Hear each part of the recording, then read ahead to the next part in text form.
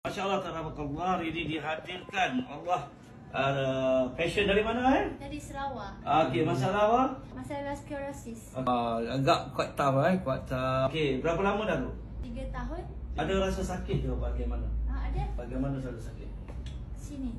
Pernafasan sukar? Kadang.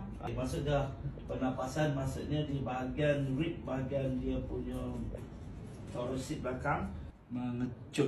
Kalau tengok shoulder dia, okay, dia not balance kan. Sini low, ini high lah.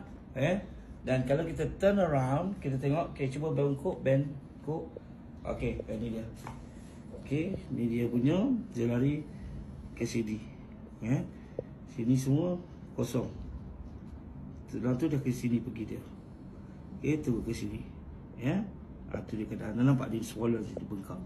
Bengkak ni sebab ada tulang bawah, dia naik atas. Dia punya keadaan. Jadi kita doakan agar adik ni sukses hari ni untuk terapi.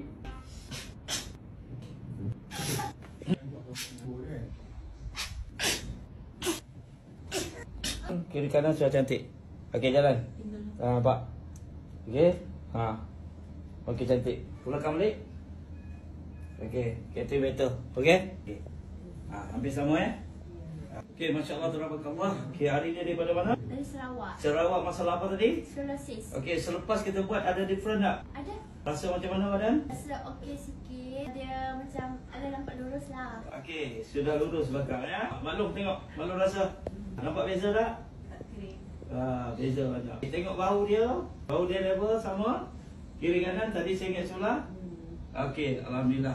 Baik guys. Bukan main-main Doakan adik ni agar sentiasa ceria, sentiasa rezeki bertambah, baju pelajar cemerlang kan. Tadi kita gunakan krim Aura Capsicum dan juga kayu putih untuk elakkan yang rasa sakit ketika kita buat terapi tadi tulang dan saraf. Kalau anda ada masalah, sila komen. Follow Cik Master DS Jamil Aris.